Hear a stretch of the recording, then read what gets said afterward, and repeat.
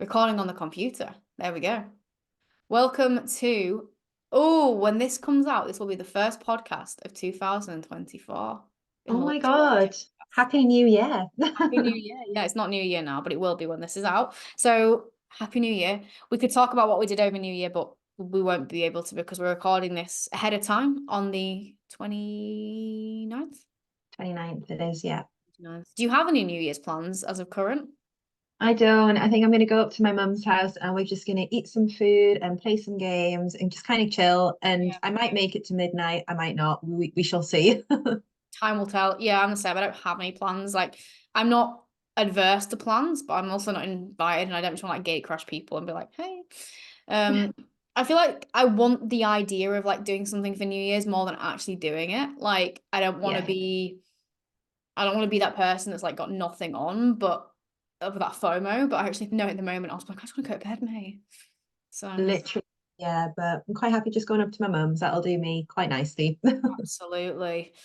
And just realized this lighting, it's really bringing out how blur like crinkled this sweatshirt is. But I don't know about you. This is such an adulting thing, like with sweatshirts and stuff that get crinkly. I find them really hard to iron and I don't know what to do. Oh, I just don't iron anything ever. I lived in this house like 5.5 years now, so I got an iron when I moved in, and I think I've used it like 3 or 4 times. No way. Don't do ironing. What's your Just secret then to having not crinkled clothing? I don't know. I just hang them like on the radiator or outside on the washing line in the summer. Just I need to sort it out because it's a yeah, really cool jumper. It's got Winnie the Pooh and it says bother on it. But cute. it's very crinkly.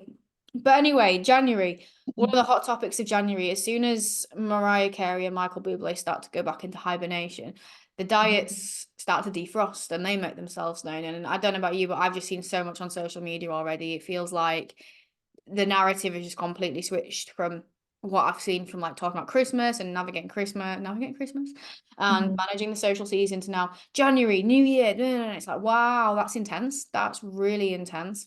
Yeah, literally. And it's not even kind of on social media. Like I went to Asda last night and right in the front of the store, they had like an aisle that had like kind of protein powders and things like that, which is great. And then all of like the diet foods.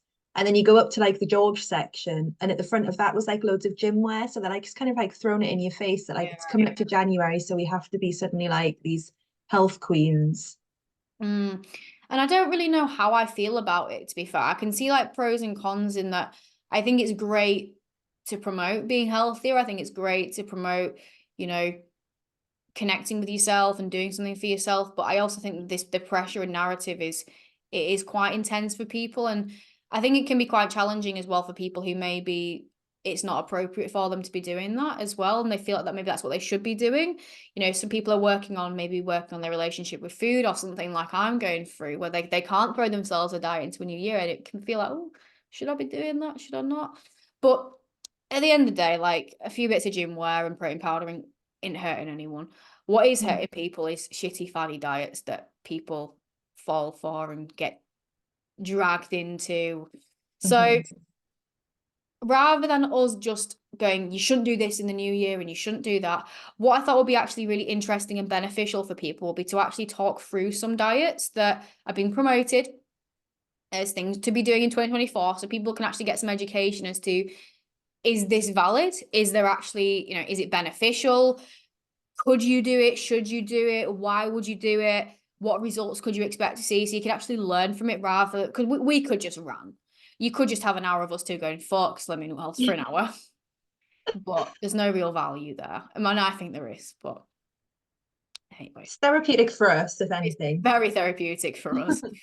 Cool. So I came across an article in Women's Health, which is, a big magazine. I mean, I don't know who reads magazines and stuff anymore, but it's a big, everyone knows who that is, which is the 9 best eating plans to help you lose weight and keep it off, according to dietitians for 2024.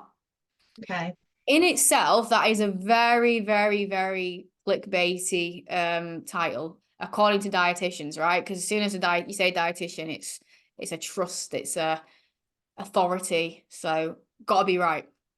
Hmm.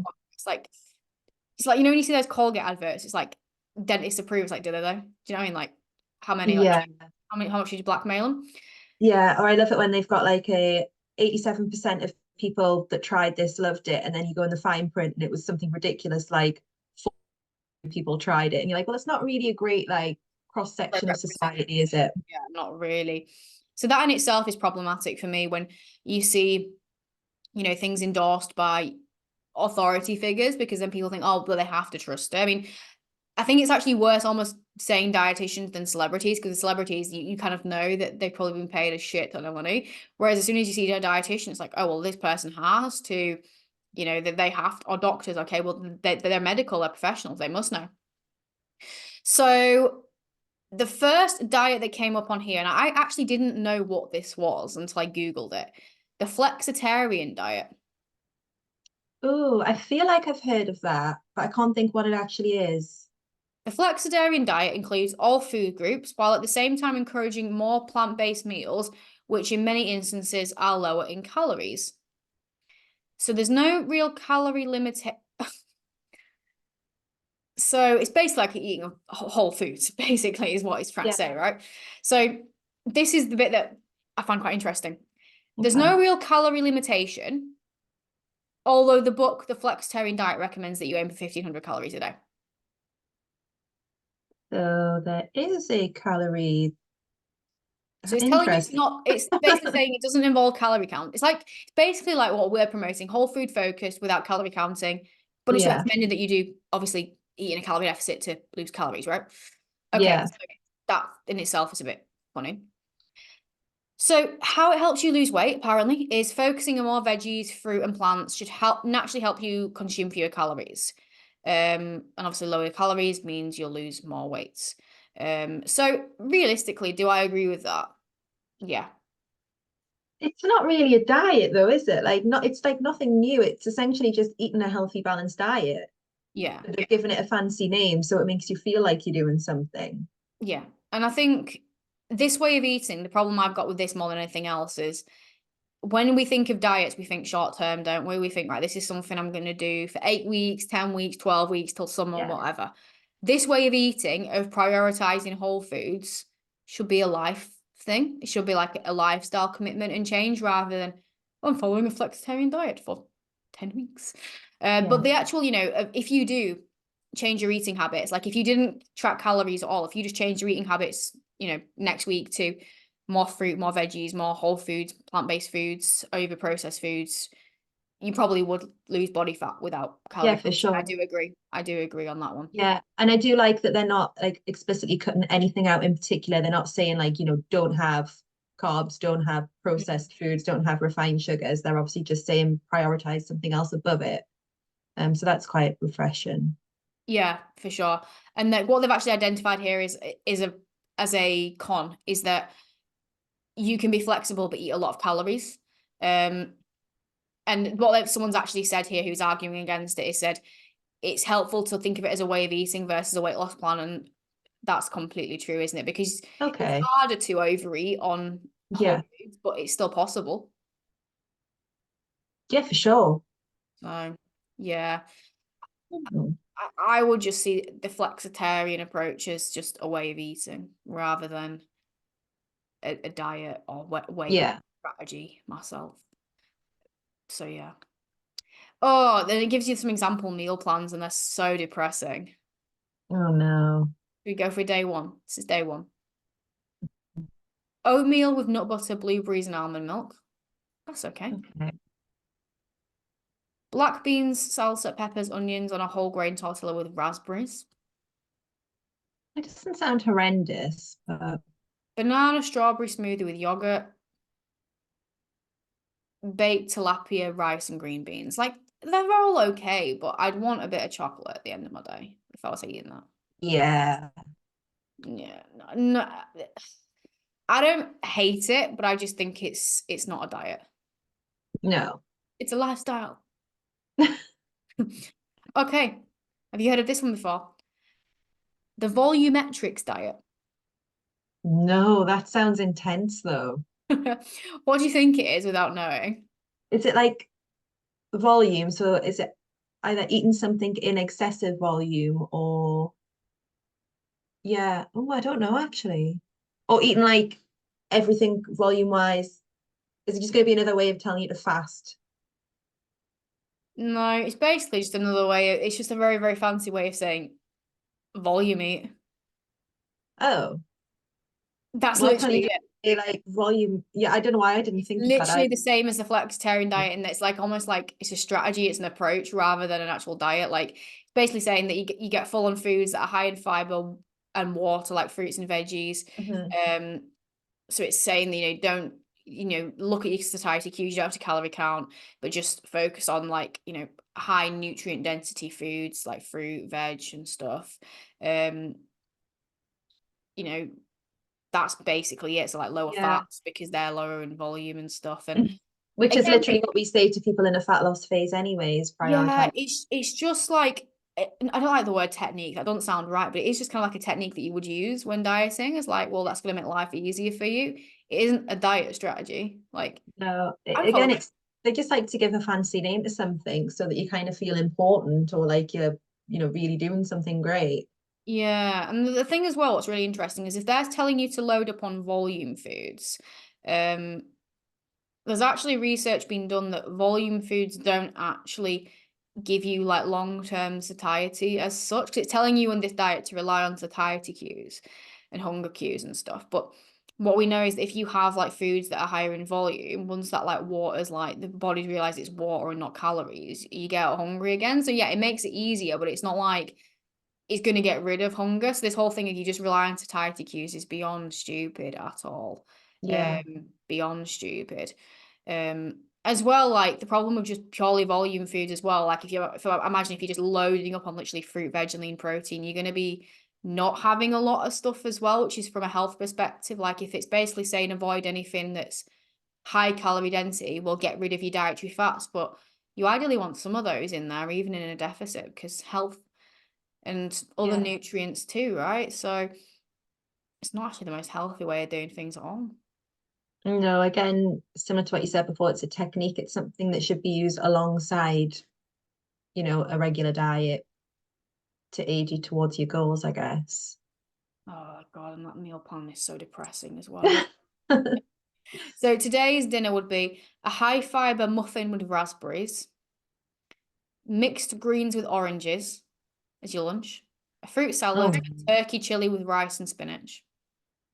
okay, not too bad, but yeah, it is missing like more fun food. Like, give me some peanut butter and some chocolate, No, and because peanut butter is too it wouldn't suit volumetrics. It's too no, volume. No, it's just stupid. It's a strategy. yeah, Again, these last two, they're not diets. And this is where you just need to be so mindful of what you're actually, taking in. Like, does it actually make sense? Like, no. And yeah, the problem with both of those as well is like, I think having flexibility and freedom of choice is really powerful, like in dieting, hence why we do promote that. But if you're quite new to dieting or fat loss or you've been confused, they're quite ambiguous suggestions, aren't they? yeah. So I wouldn't know what to do. So I'd probably not do it. Yeah, again, it's just overcomplicating things, and fat loss really isn't that difficult. Like we say it all the time, it just comes back to making sure you're in a calorie deficit. Like you don't need all of these like super complicated, in-depth ways of going about it. Apparently you do. And on that note, number three is WW, Weight but Watchers. they just took the name off it. I love Yeah, that. I know how to say that now. I love the fact they took the name off. It's like we know who you are. Same thing. Yeah, you're not fooling anyone. Slimming World will be SW soon. It's like we know who you are. Just Yeah, keep it. Cool. So it's more of a lifestyle approach apparently. And it's got its points approach to food, which I find so confusing. Like yeah, beyond confused. It's ridiculous. Apparently they do a wonderful job at educating people on portion sizes and how to budget food. How it helps you lose weight. You've got the accountability because you've got the groups both in person and virtual. You hmm have a personal points program, and it's a holistic and realistic approach. Oh, they're going down this rabbit hole now. Focusing on a balanced diet can improve your mood and help minimize symptoms of depression or anxiety by emphasizing quality and quantity over restriction. Plus, since meals are points based, you can still eat out or attend parties, blah, blah, blah, blah, blah. Um, I don't like it. no, I don't like it.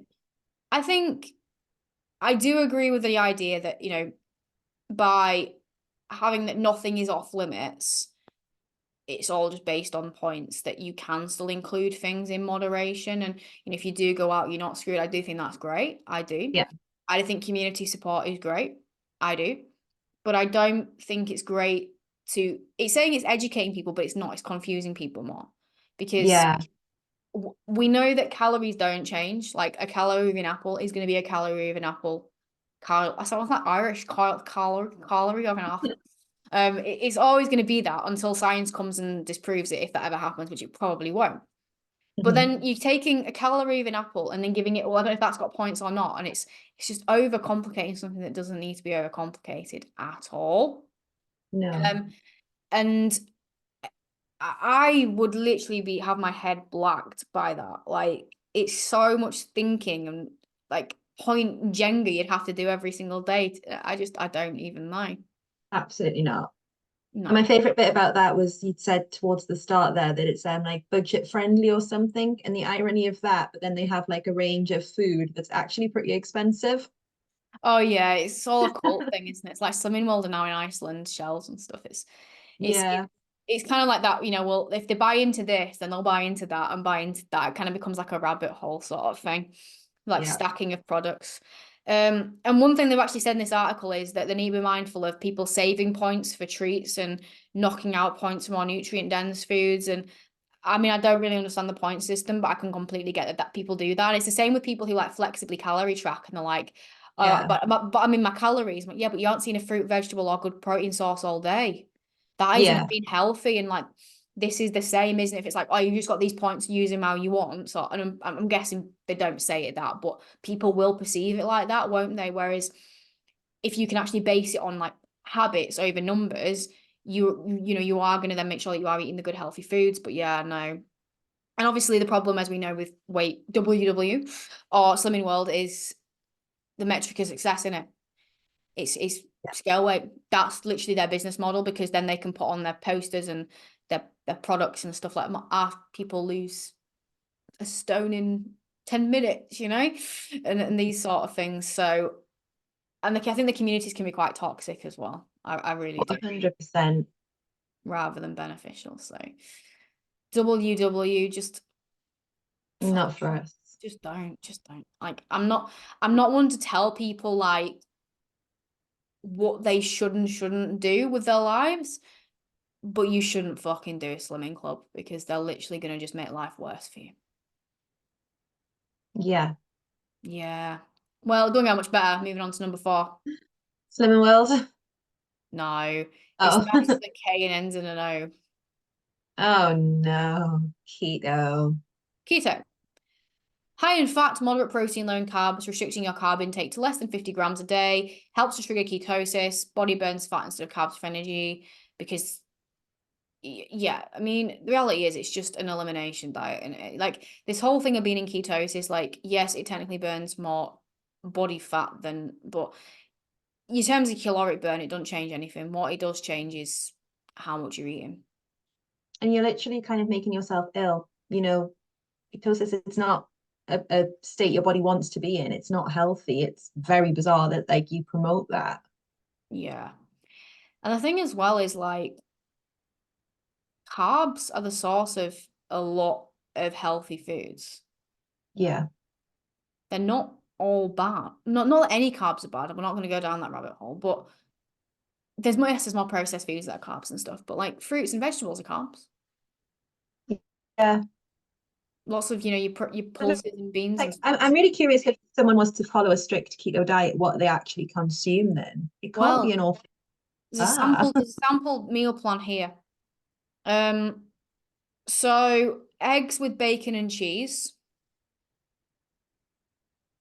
a salad Okay. with bacon, cheese, ham, turkey, and avocado, some cucumber and pepper slices, and then steak, cheese, and tomato in a low carb wrap. No, because like just listening to that, my body's like, just give me a slice of bread or some pasta. Like, no, I need the carbs. Yeah, and the thing about keto is you cannot live that for very long. So all Absolutely. that's going to happen is that abstinence violation effect in absolute full shebang the second that you reintroduce carbs. Whether that's you've done it for a short-term thing because you've got an holiday or what have you, or you think that's something you can do, then you have a bit of carb, you'll just want it all. It's just pointless. You are just asking to rebound. Yeah, it is. It's that whole not thing that's not sustainable, and you're just going to create bigger problems in the long run. No. And Completely obviously right. things like digestion as well. You need carbs for healthy digestion, for fiber and things like that too. So you're not gonna feel Yeah. great. Your body's energy, you're not gonna feel great. You're just not gonna have a good time.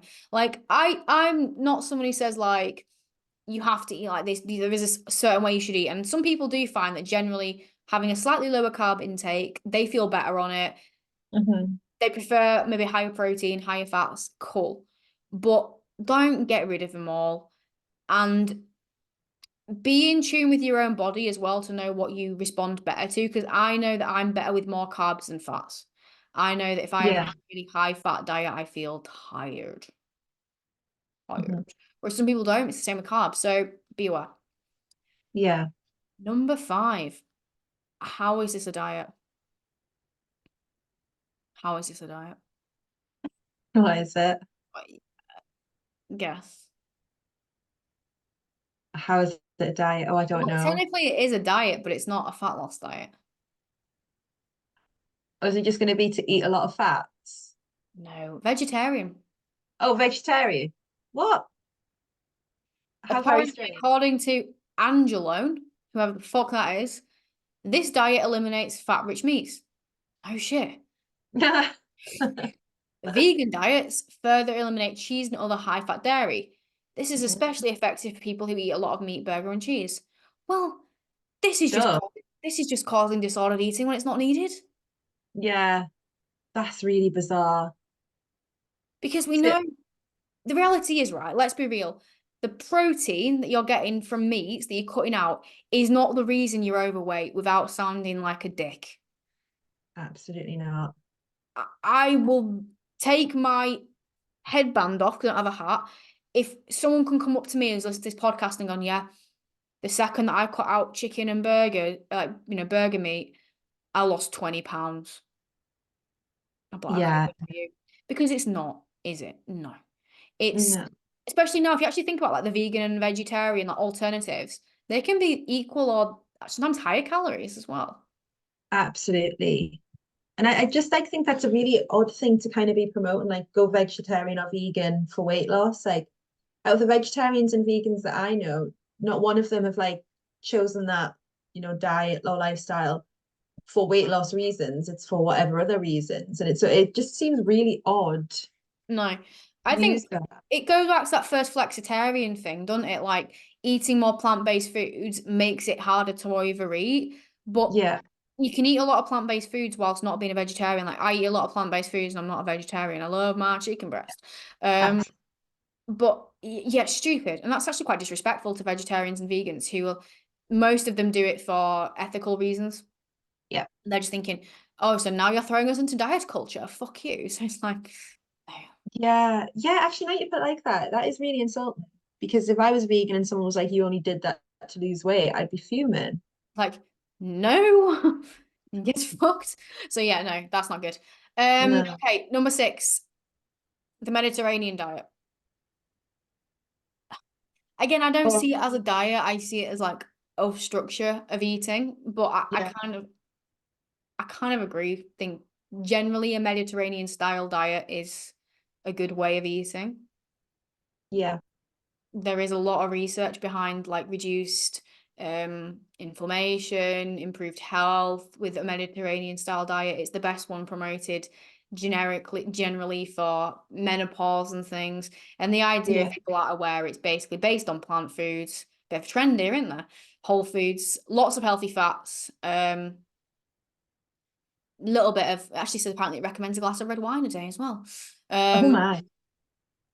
but the reality is it's just based on whole foods in it. That's what it's saying. Have plenty of whole Yeah. foods, plenty of protein, healthy fats. That's just a healthy balanced diet in it, really. Yeah, I think isn't it just that it doesn't have a lot of red meat in the diet? I Yeah, don't lower think. red meat, like so it's lower Yeah, saturated fats, but higher unsaturated fats, which are the ones that give you health benefits anyway. So I agree. Like I don't think it's you should just eat like that as gospel, but I think if more people could yeah, structure a diet in a way similar to that, I think we'd have a lot of healthier, happier humans for the most part. yeah. But again, it seems more like a food preference thing. You know, some people eat a Mediterranean diet. Like my mum, she just doesn't like, she eats meat, but she just doesn't like red meat. So she effectively has a Mediterranean Yeah. diet, but just out of like a food choice preference thing more than anything. Yeah.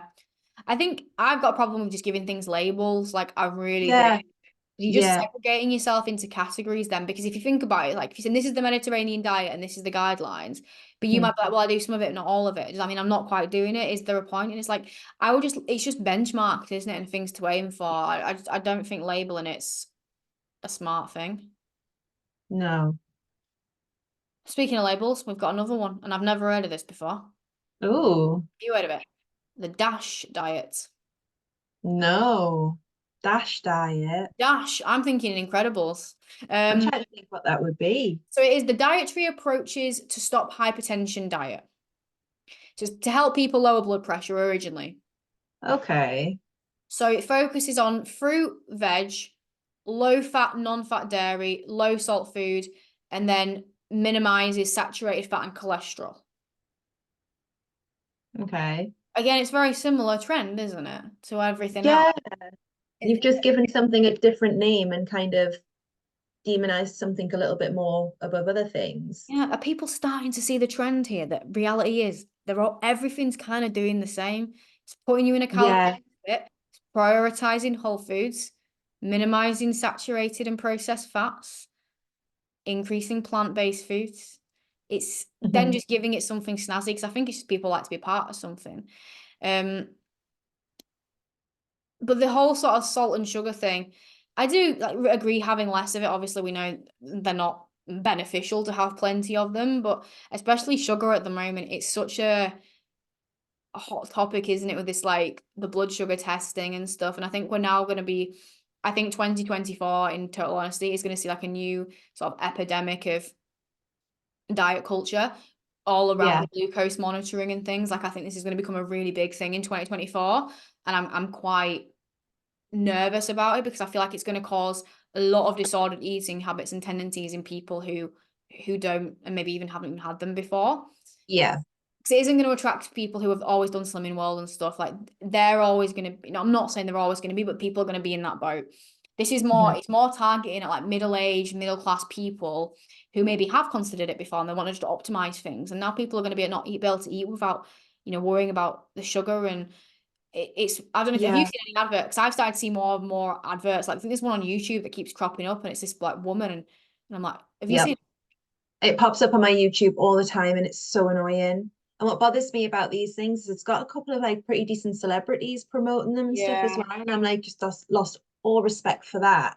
And my issue with those kinds of things is like people think that obviously because it's monitoring their blood and stuff, there's kind of like science behind it. So it's like fact. And a lot of people like me myself, I like things to be based on fact. I'm very Yeah, of like, course we do. We like evidence. and yeah, so if someone was to put that information in front of me, they'd be like, oh, it's written down, therefore it is, accurate. And it's again, it's not. It's just like you say, promoting the disordered eating. It's going to get to the point where you can't do anything because you're so concerned with monitoring it. Like I'm Mm, all for like obviously I've got a Fitbit and I'm all for that kind of thing. And I love like looking at my steps and my heart rate and stuff. But then the more advanced these like activity trackers and stuff are getting as well, where they're like monitoring your sleep and your stress levels and like every aspect of your life, and then your blood glucose on top of that and stuff. Like I'd end up having a breakdown because I'd be so like very obsessed, intense. like keeping track of Very intense. absolutely everything that Mm, like the minute something wasn't ideal, I would spiral. And like, yeah. and I think that's where it gets me. I'm like, it's just too much. Like Yeah. humans have functioned for centuries without tracking all of this stuff, and they've been absolutely fine. Like we don't need to do it now. I It's agree. weird. All of these like bans and stuff, like it's I stuff can't that get on board with these whoop bands that are going around. And I know there's a lot of people that have got them.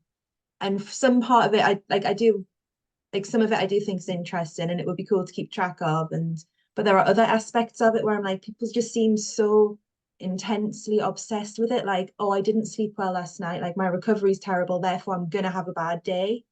And Yeah. it's like, but you're setting yourself up for a Self-prophecy. bad day. Yeah. Absolutely, absolutely.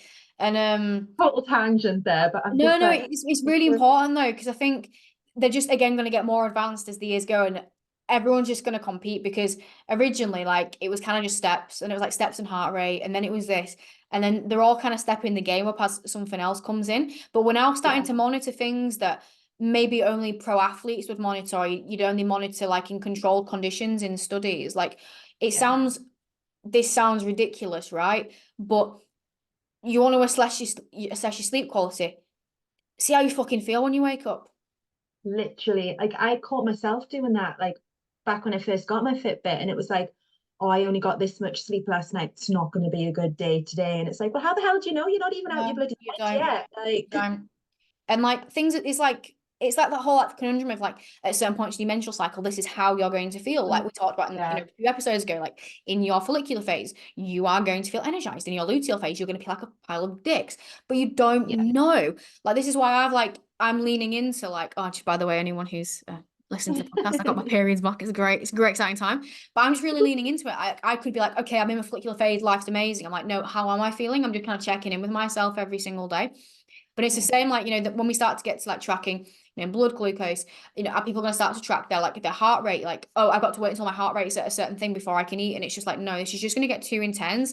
You're just literally yeah. going to make your life like a fucking science experiment. Do you really Lit- want to live that way? And like, I guess as like well, if it's arguing what does that 1% maybe better actually bring you? Is it really bringing you value or is it bringing you a shit ton of stress and anxiety? Because if it's the latter, I would argue that's not fucking optimal and that's actually taking away from what you want to achieve, which is that happier, healthier version of yourself, rather than 100%. adding to it. Yeah, not to mention the time that you're spending doing all of this monitoring, that you could be like doing other things, the money that you're spending buying all this Yeah, it's kit. not great. It's not great. Uh, Like, I don't even have a fitness tracker at the moment, and I took it off for personal reasons, and I might reintroduce it. But I'm self-aware of the stuff that I need to know. Right, my sleep. I know what time I'll go to sleep. I know how I feel when I wake up in the morning.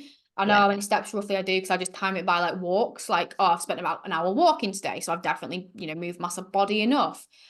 You know, stress. I can just tell you how I'm feeling. yeah, Recovery capacity, because it'll tell you that, like, oh, your recovery capacity is going to be this. Well, you don't fucking know. You know what I mean? It does not take into consideration. It can't do all these things. And you are so no. right in that people will literally look at, and I've seen people like, oh, sleep scores this. It's not going to be a good day. You don't know that. Yeah, I can't get on board with it. And the more I see, because I feel like a lot of people must have gotten them for Christmas and things like that as well.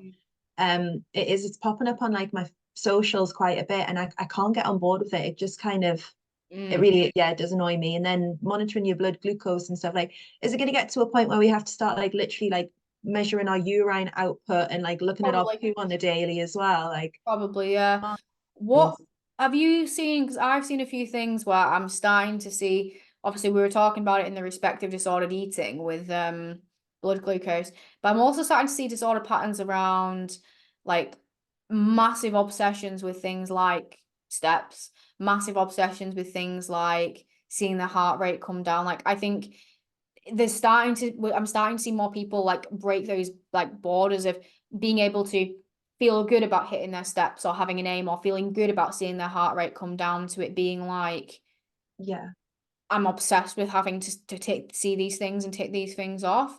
And I think we're now starting to move away. We're starting to see trends and shifts away from scale away, which is good. People are now starting yeah, to become more educated and understand.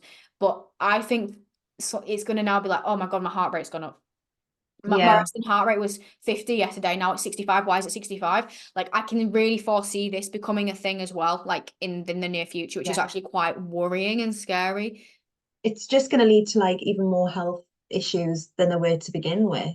Like, Mm, yeah, I've seen stuff on like social media where someone's been like, I went out for I ran 5 miles and my heart rate got all the way up to this. Like, should I be concerned? Or like, oh, it only got up to this, I clearly wasn't working hard enough. And I'm like, yeah, but your heart rate, as long as your heart rate got up and you were out there doing your thing, that Yeah, was brilliant. Like, who yeah. cares what your heart rate This is it. was? Like we're not pro athletes. Like I know the people listening to this, watching this, will not be pro athletes. We're just sounds horrible, but we are just everyday humans wanting to be happier and healthier.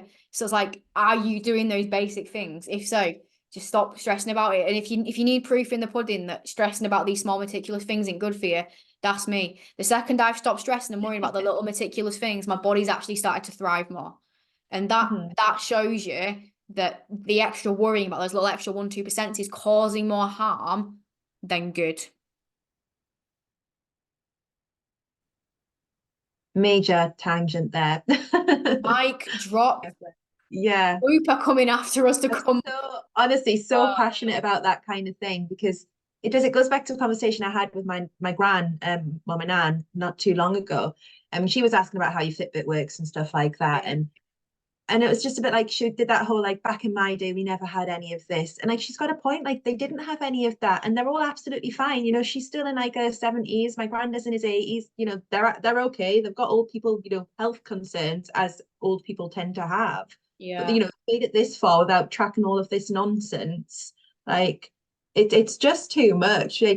Humans have survived for centuries without having to see what their blood glucose level was and how well they slept last night. Like it's just too much.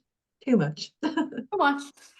Anyways, on the topic of diets, Yeah. there's only two more anyway. I know where there's two more, and then it's talking about which diets will not work for weight loss. It might be quite interesting to touch on some of those. So Atkins is the next one, which I have heard of, which is just very low carb, isn't it? I think from what I Yeah, that was a big thing, I think, kind of more 80s, 90s, I think. yeah, I think many people do now, but it's kind of just the same what we'd say about keto, I guess. Like Yeah.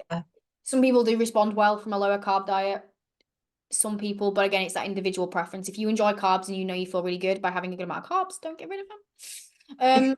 What we always say is kind of listen to your own body and find out what works for you. Yeah, and then some caveats, unfortunately, there'll be people where the preference health like ratio kind of gets skewed a little bit. So, for example, if you're someone with PCOS, with a lower carbohydrate diet when you're trying to lose fat to someone else is going to be preferential.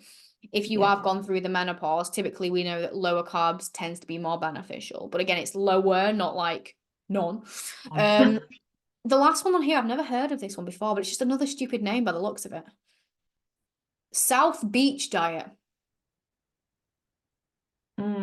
I feel like that's going to be some sort of like weird Americanized. Oh, definitely American. So it Yeah. says focuses on eating foods with a low glycemic index, meaning they won't make your blood sugar spike. Here we go. So it's all about this, you know, low carb, high in protein, healthy fats, but starchy carbs.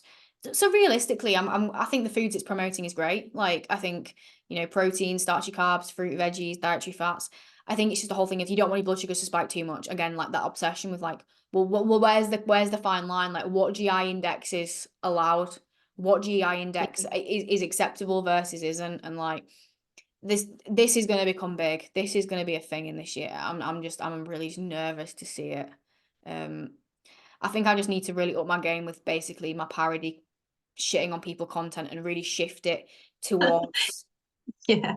I'm not gonna say his name, but the man that's a bell end that's founding this Zoe study shit, and he's just have you seen his content, mate? Have you seen? Do you know what I'm on I've about? seen bits of it, yeah, and I don't get it at all. And it kind of that whole thing that, it's because he's controversial, isn't it?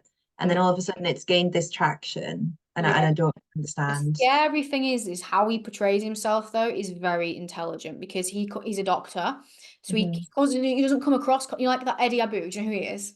Yeah. He comes across controversial and everyone knows. He's like, you don't eat the processed chicken. And it's like, what? But Yeah. he's very controversial and you kind of know. Whereas this guy comes across very professional. I know what Mhm. I'm talking about. I'm right. This is what you need to be doing. He's got this very like sultry voice, and I can see how people believe that. Do you know what I mean? Yeah. It comes across, and he's an authority figure. It's worrying. But like Yeah. that's the Oates video for me. I was like, what? Have you seen that one? All that one, yeah. Weirdest thing. So I think 2024, I'm just gonna literally parody all of his videos and just Yeah. not take the piss, but just take the piss to actually stop some people just getting into bad places with food, because Yeah. that's what we're going to have. And it's a shame. But according to this article, diets that do not work for weight loss, Okay. extreme low calorie diets, agree, Yeah. absolutely stupid. Single food diets, I didn't even know that was a thing, but I mean, everything's a thing, but that would be stupid. Yeah. If you, Single food, is that like literally just eating one type of I food? would guess so, yeah. Now, if you had to do that, what would you do? Single food. Oh my God. I Oh, couldn't. I don't know. I don't think I could because I'm thinking, oh, maybe that, but I'd be sick after like 2 days. Uh, Anyone who's done that, I'd love to know how long you lasted, just out of pure Yeah. curiosity. Juice cleanses, pointless. Um, Military diet, I don't know what that is. Calorie restricted diet, strict disciplined approach, basically restrictive. It's just restriction, isn't it? Just restrict. Yeah. But yeah, I think the main premise that you can take from today is that they're all working in the same way. They're all Literally. pretty much saying the same things. Just you don't need to put a label on it. No. What? It's really bizarre because it is essentially, they're all saying be in a deficit and also prioritize whole foods, your fruits and veggies. And that's And it. just don't cut anything out. Like, don't cut things out. Not like it go it's weird because it just goes back to everything we always say. It's like everything in moderation, like 80-20 split, and look at it as a lifestyle, not a diet. But people are stupid. Yeah, and it's not the people fault who are going to these things, it's the marketers. But Yeah. unfortunately, we've got a problem in that we know a lot of people want to lose body fat.